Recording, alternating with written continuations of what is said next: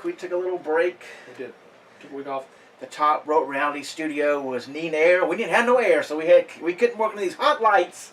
So we took a break last week, but they were back with 116. Whew, I can't believe we're only 4 away from 120. Can you believe it? When we first started, who would have thought we'd be this close to 120 episodes of Top Rope Reality? It's pretty insane. And it's been an insane week since we was off. Yes, we've got some big ringside news this week. Breaking news. Breaking TNA news. has swooped up a good one. They've actually got a good one this time. They do, but will it help? TNA, we'll go ahead and talk about both signings. TNA has signed Cody Rhodes. We do not know for how long of a contract because we have been hearing a lot lately that he's not going to commit full-time to any company ever again. That's right. And that he wants to fight people in Ring of Honor as well as Shibata in New Japan. Mm-hmm. So he's got to kind of go everywhere. But he's knocked off a lot of people off his list very quickly, though. He has done that. And I saw an interview where he said he did not mean to do it that quickly. But it just how TNA and Ring of Honor and all them, they were just excited to get, him signed on doing these things. But Cody Rhodes will be making his TNA debut. Cody will be making his, yes. Which I also saw in the interview where they talked to him about that, and he said that he is in discussions about getting his last name. He said, and the person interviewing him said, here's the thing though, you have a real last name. Yeah. And he said, but the thing is, the reason he does not want to use Runnels is because he does not know Virgil Runnels Jr. He never met the plumber's son. I wish he would, if he can't get Rhodes, or they just spell it different, maybe they'll just spell it different. But, I'd rather you have a last name and just be Cody. But here's Cody. Okay, congratulations, Cody. I see what he's saying. I'd rather Aaron Rex just be Aaron, but that's just my opinion. Anyway, yeah, that's true. But with Cody, I can understand where he's coming from. That he would, at his age, where Dusty was at that age, he never knew who Virgil Runnels Jr. was. Right. He always knew him as Dusty Rhodes. Dusty Rhodes. And he said there may be a way to get around the Cody Rhodes situation because the situation was televised when he was doing amateur wrestling. His big finals match, he went as Cody Rhodes instead of Cody Runnels, and it was televised, so he technically used it before the WWE. So he's trying to use that as a loophole. Well, we'll see. But either way, Cody Runnels would be fine with me, but they have said that there's a way to get around it because TNA also officially announced the signing of a brand new knockout known only as Brandi Rhodes. And here's the thing. She was never Brandi or Rhodes in WWE. They messed up on that one because they made her Eden Styles into WWE. So now she can go as Brandi Rhodes. So if they do a mixed tag match, which that's where they're going eventually with Maria and Michael Bennett, they could be announced as Cody and Brandi Rhodes. Yes, that's going to be that way. But... And then during those mixed tag matches, you'll be fine. And if she comes out with him with all his matches, they can announce him as Cody and Brandi Rhodes, even if she's not wrestling. That's true. That's true. There's a way around it. There's a way around it, but is TNA smart enough to figure it out? So. I don't know. Well, Cody's pretty doggone smart, so I'll let you take what WWE wants to do. Yeah, which is very shocking. More breaking news. They have their eye on a TNA talent right now. And they're saying when his contract expires, they want to bring him back to the WWE. And you're thinking, who's on TNA roster that they'd want back in the WWE? There's a lot of WWE guys there. There is a lot of WWE. You look at the and you flip it over and you look and it's Matt Hardy. Matt freaking Hardy. Matt freaking Hardy. The white hair boy. Broken Matt. Has done a lot for his career.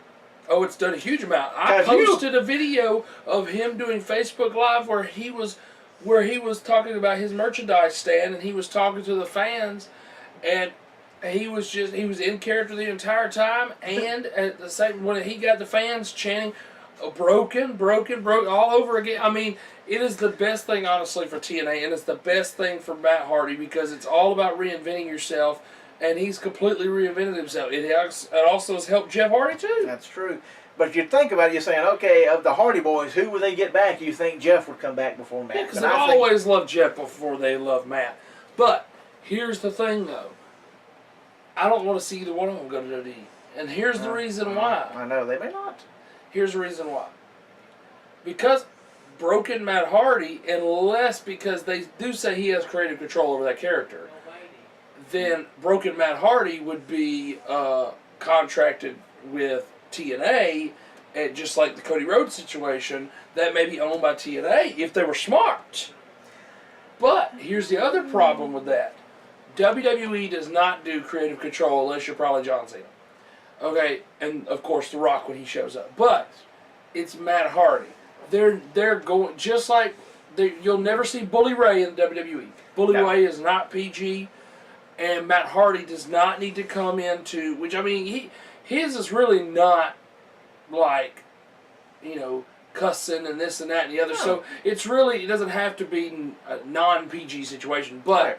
I'm saying they're going to water it down. Of course, they always do. They had to put their own spin on it. Yep. And they have to fix it the WWE style. And I don't think Matt Hardy needs to go through that. No. That's where he's best suited at to be Broken Matt Hardy. He could still do the indie scene, still do these signings, still play that character on those indie shows and stuff. Just like he just had a match, him and Jeff Hardy taking on his former Brood leader from the new Brood, Gangrel, yes. And Mr. Broke Hitman, Sabu, which Sabu probably didn't do anything in the match. And they did a picture afterwards with Matt, Jeff, and Gangrel, and I was like, even at Gangrel, look at the way he does. They were saying the new Brood, it fits with the gimmick now. It does. The picture looked great. It does fit with the picture now. I saw that picture as well. I was like, this is amazing. But dang. TNA probably gonna sign him now. It looked great. But honestly, because they're doing a lot of signs for a company that's supposed to be being bought out shortly. So, Just saying. Billy Corgan, I guess he's got a lot of money. So does Vince. He does. He does. But I think, honestly... So does Sinclair Broadcasting. And Sinclair just wants the time slot, which clearly Sinclair didn't do that well on, what do you call it? On, Comet? Whatever the station was with the TNA. Oh, before. When they were both back-to-back with each other. Yes, Destination America. Whatever it was. But anyway, it's a bad idea. But now they're on Comet. But anyway, all I'm saying is, it's a whole package. It's Matt Hardy. It's Jeff Hardy. It's Rebecca Hardy. It's Degum Senior Benjamin. Okay? And it's King Maxwell. You got to have all of them. You going to sign the kid? Vince, are you going to sign the baby? Hunter probably would. He probably But I'm telling you, it's a whole package deal. That's how the gimmick works. Well, maybe it's going to be a package deal. And here's my other thing. Vince does not need to buy TNA. We've seen how it messed the business up. I do agree, though, that from like 2002 to about 2006, the business was top-notch with the talent they had at that point. Right. But clearly, the invasion crap did not work. You did not have the top-notch talent there. And all they're really buying, if they buy TNA, which I think it's just a bunch of rumors anyway, but if they were to buy TNA, they just want the tape library because of Samoa Joe, Eric Young, Bobby Roode, Austin Aries, AJ Styles. That's the only reason they want it. Okay. Hey, you got to do what you got to do. So. But I don't agree with it. Now, if TNA was to go out of business and they bought the tape library, that's one thing. But to buy them right now and put them out of business, I don't agree with it. No, not to put them out of business. But if they go out of business, you can. Then you just. They already monopolized the business once. They don't need to do it again. The more, the merrier. The more companies, the better, people. We personally don't really watch TNA. I keep up with it on the spoilers, but the thing is, you don't want to sit there and say, oh, well, they need to go out of business. Okay, that's livelihoods. Those are people's livelihoods you're trying to throw out there.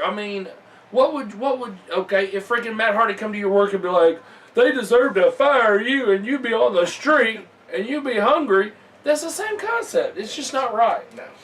You should Now, want them to thrive. if they went out of business, then yeah, I could see Vince buying the library. But you should want them to thrive either way. You may not be a fan of their product, but there are people out there that are fans. And clearly, when you see a Comic-Con type signing thing with a bunch of wrestlers and the whole crowd is chanting broken, then clearly it's gotten over. Mm-hmm. Whether there's only the 300,000 people that watched according to ratings or not, there's a thing called YouTube, people. Yes. People are keeping up with it. Oh, yeah, they're definitely keeping up with it. And they're changing ways, but, it's just... I think the talent pool they have right now is amazing.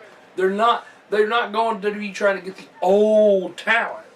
These guys are still young enough to go. Yes. These Drew Galloways, these Aaron Rex. Who is hurt, though, which is going to really throw a monkey wrench in the floor, yeah.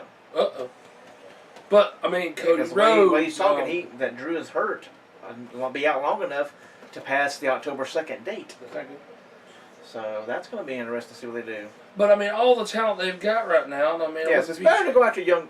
If WWE's not using it, which that's what they are famous for that, they will not use somebody to their full potential and release them, which is good for TNA to pick them up. Yes. I mean...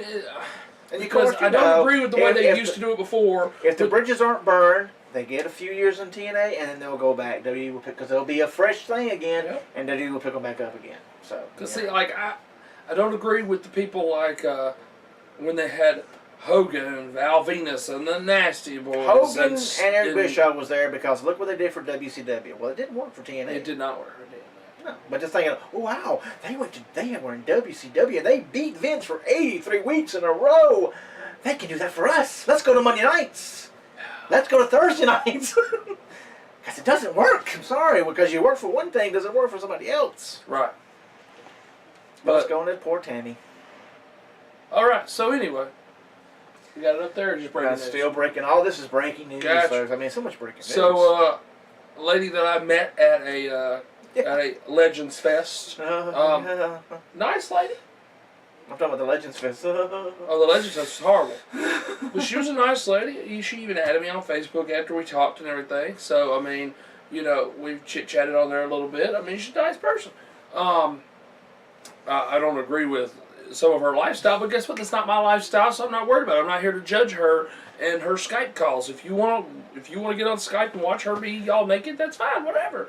That is your prerogative. That's her way of making money. Yes. That is her way of making money. She's self-employed. She doesn't have to worry about having a boss. She does that. She did the porno, and she's got a book, I believe, too. I mean, whatever. I mean, you do you. That's the way I look at it. But she did her a little too much, I guess, and got arrested again.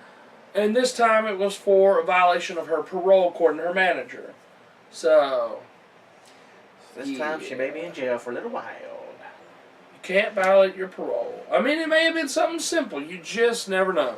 It may not have nothing to do with nothing with drugs or alcohol. I mean, she's been sober for, I can't remember the exact days, but it was well over 100 days that she had been sober. She was doing a countdown thing, or a count up, I guess, really, on her Facebook page, which is, I mean, that was good. And, she had a whole group of people, like, they called them the Sober Girls, and they, they were a group that, help each other be accountable. So, I'm not saying she's a bad person whatsoever, but we're just delivering the news. Yes. We'll probably come out more how many days she's going to be in the old slammer. Yes. So, let's go on to... Before the Clash of Champions, did you see where they talked to China, or talked about the China situation, where they apparently, her manager, whoever that guy was, released footage from Roddy Piper's funeral of China and Triple H embracing? Did you hear about this? I have not heard all that. I've heard it before. I haven't. Well, X-Pac tried to say that she, lunged at Triple H, but the video footage, which was not released by this, is the same site that you were voting on that little tournament thing. Right. The other day. Anyway, it's the same site that was promoting this. But they did not show the video footage because it is inappropriate, because the family have found out about it, and Roddy Piper's family said, leave it at peace. I mean, because if that was a private moment outside of the funeral, that would have been one thing, but it was literally at the funeral.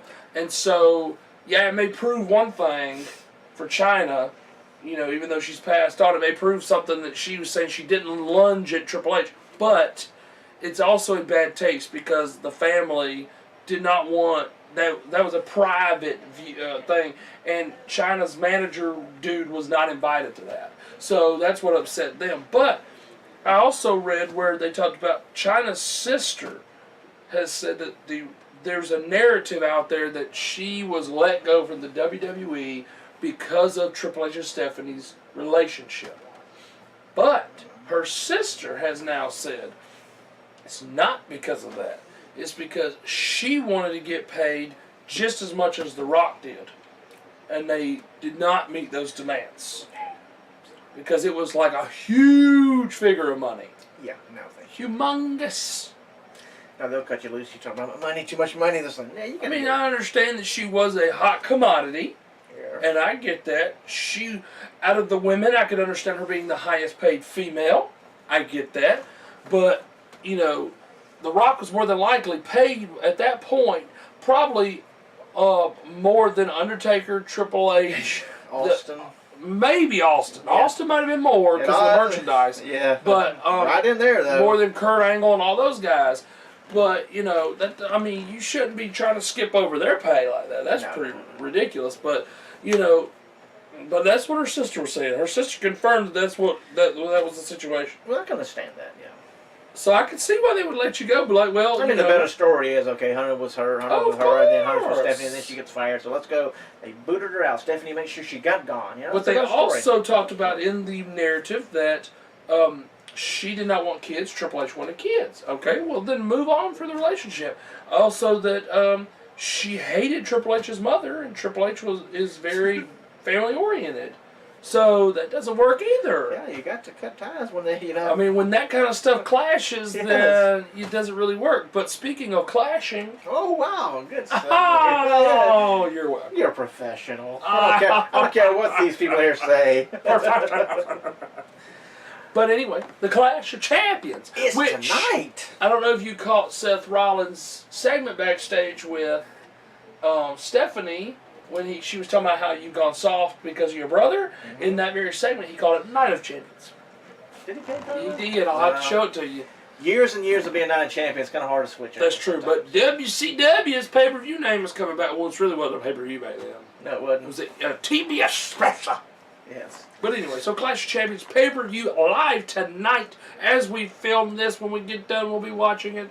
And so the kickoff match is Nia Jax taking on Alicia Fox. And you know what I predict? A person with 3 letters in their last name is going to win. Yes, My gosh! But guess what? It's going to be Nia Jax. Yes. So it's going to be Nia Jax. I don't agree with, like, I mean, at least it's a feud type thing, and it wasn't just Alicia Fox being used as a chopper. They said there may be another match added, too, to the pay-per-view tonight.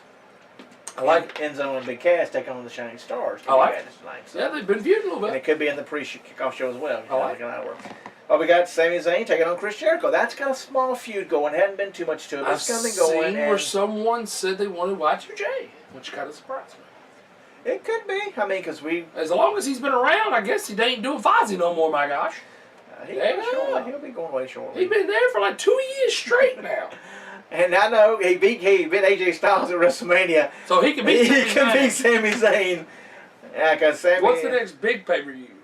Survivor Series. Yeah, so they could lead up to Survivor Series where Sami gets the big win there. That could be You're never done. We have the last match. Can you believe it? Can you believe it? Gone to 7 matches? I can't believe it. I can't believe it. I never thought it would have made it to 7. I'm just shocked that it made it to 7. Now, is it a Universal Championship title match that's up for grabs? They don't know. They just say championship match. I've heard. So it could be for the U.S. title. It could be for the U.S. It could be for don't know. Because I even heard Cesaro call it the world title. I'm like, you're going to SmackDown? They kept it that way. So they could do whatever they want. Yeah. So you don't know. But I hope Cesaro wins this. I do too. If it's Cesaro, then he'll go after Kevin Owens because I believe he's going to keep the title, whichever head there. I am. Cesaro could also go to Rusev because I hope he wins the belt still. He keeps it. No, you know that... you stay away from that RR guy. He's going to be the United States champion. Stay away. He doesn't need the title, but he's going to get it. Stay away from RR. But up next is the Cruiserweight Championship. Yeah, Which could very easily open the show if they do the way WCW used to do. They should. Even though we thought they'd put the Cruiserweights on the first hour. Which, have you seen? Oh my gosh, guys. Oh my gosh.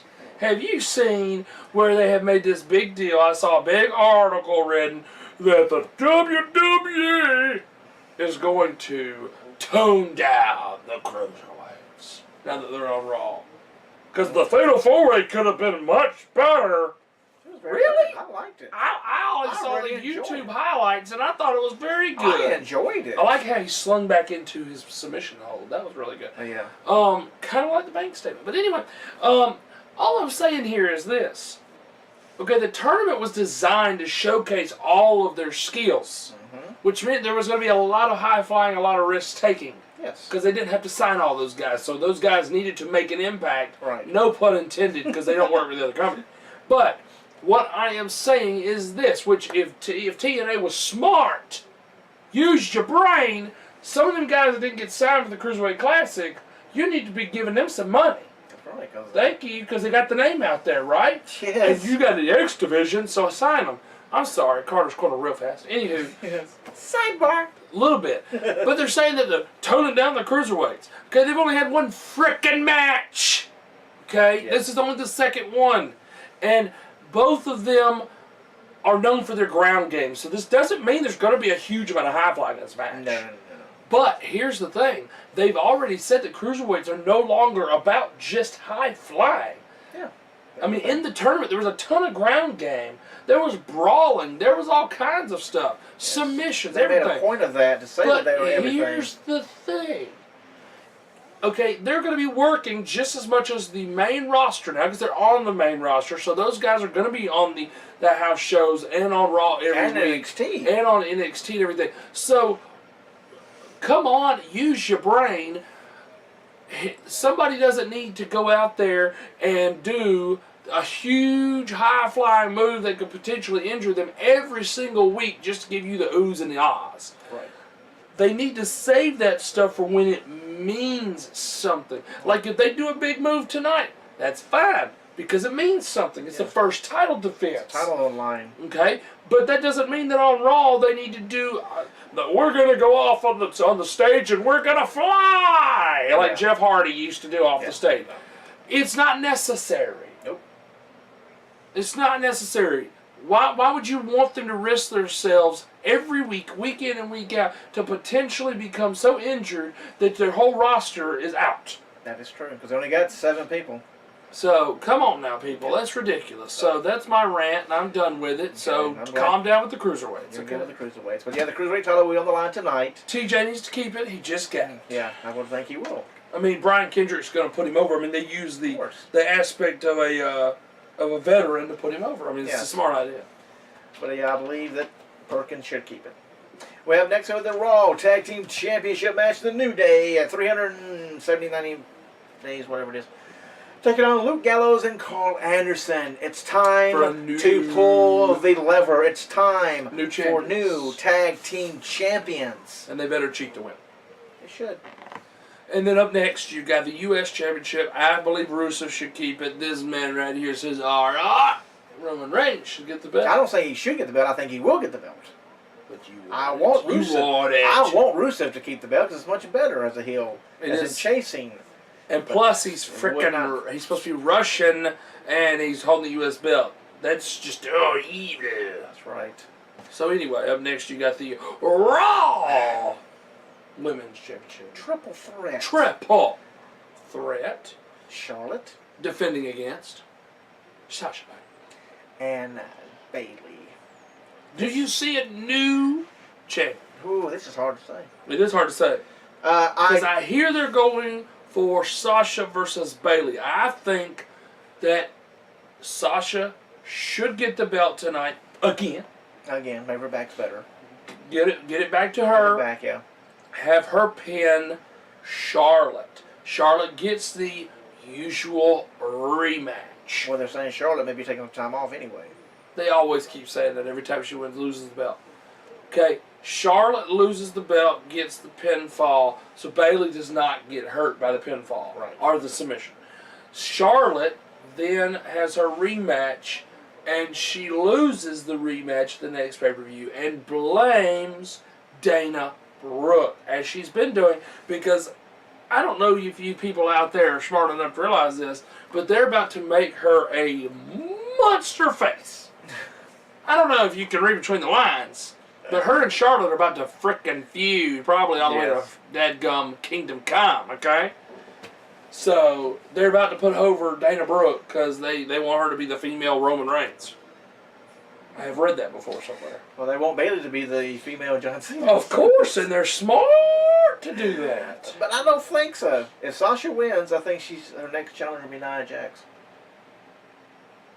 Nia Jax about to lose, too. She may. Bayley beat her in NXT. And we have the big one, folks. The Universal Championship as your new champion. Kevin Owens will take on Seth Rollins. Who has quietly become a face. Yes, having out his buddy, Roman Reigns again. But obviously, when he came for the Slammy Awards, when he was injured, and he got so freaking cheered, obviously, they should have been a face from the get-go when he came back. You're right. But it took them time to get them intertwined into that, which is fine. But now he has quietly become the top face of Monday Night Raw, which I like.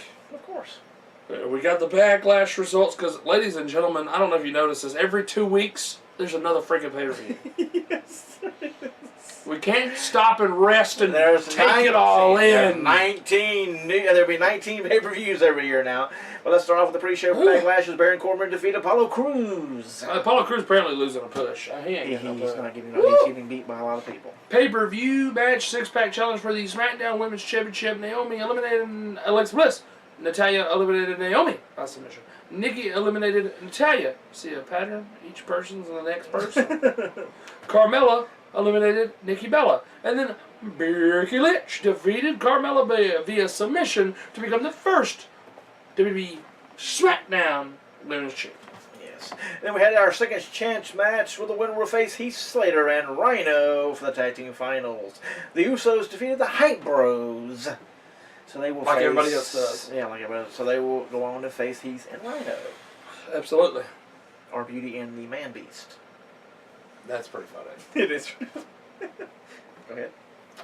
Intercontinental Championship match, what they're saying is the match of the night. It was very good. With The Miz retaining. Though, you could see him talking. It happens, even though they've known each other for like 12 years. But anywho, The Miz defeated Dolph Ziggler to retain. Because I think Maurice used the spray for the first time there, right? Did she spray? Yes. She sprayed She him there. sprayed off there, yes. And then they had a rematch. This past SmackDown, Tuesday. and Miz used the spray. Yep. The spray. Can we get them in the cage? Oh, No mercy. but the spray bottle could come through the cage. It can. But if she's banned from ringside, where's he going to spray? So. I Cage mean, match banned from ringside. I know, you never know. It may look like he's mighty happy to see Dolph Ziggler. You know, he's got to put it somewhere. That's true. We had Bray Wyatt defeat Randy Orton by forfeit because he attacked him earlier in the night and took him out of the match. He did. But they said, no, we're going to give people a match. So they gave us Kane taking on Bray Wyatt in a no-holds-barred match. Yeah, we love Kane to come down and do the job. But he didn't do the job as Bray was pinned. After Randy Orton, who was supposed to not be able to be in the match, come out there and RKO'd Bray. And then we got a chokeslam from Kane. And then we got a win for Kane. And Bray has another loss on a pay-per-view.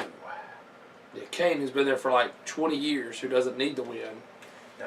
And Randy, who's supposed to be hurt, so he shouldn't be able to come in there. Because we could have gave Bray the win. As he's celebrating, Randy comes back out, RKO out of nowhere. Then you get the same result. But Bray gets the win over Kane, who doesn't need the win. Boom. He's been there forever. Did you hear that there's supposed to be a table for 3? Yes. Kane, Mark Henry, and Big Show? Yes. Ugh. I hope they go to a good restaurant that has plenty of food. And very large reinforced seats. Yes. I did see that one go. That's going to be weird. I'm just saying. Anyway. It's going to be weird. I do some weird ones. Heath Slater and Rhino defeated the Usos to become the first WWE SmackDown Tag Team Champions. For how long? I think not very long. So. And your main event. But you hear the crowd though? They got so excited. They love Beauty and the Man beast. It's for the WWE World Heavyweight Championship, as your champion Dean Ambrose was defeated by kicking the balls from AJ Styles. Happens. Into a Styles clash. So AJ makes history. Become the first man in wrestling history to win the WWE World Heavyweight Championship, the TNA World Title, the IWGP Heavyweight Championship. It's true. He is phenomenal. He is the face that runs the place. At least the face that runs SmackDown. Yes. Until John Cena comes back to become a 16th time. Which could be at No Mercy. Could be. Speaking of No Mercy. Thank you. Oh my goodness, it's so good over here. Part 2 is coming up next with a pay-per-view review, and we're going to talk about No Mercy. Yes. 1999, 2000, and 2001. Because, ladies and gentlemen, I don't know if you know this, but No Mercy is probably 2 weeks away. I think it is. I mean, every pay-per-view is 2 weeks away. It is. You have no build at all. So come on back to part 2 of Top Rope Reality. I'm Mike Hogan. And I'm just a cat. We'll see in a few clicks for No Mercy review.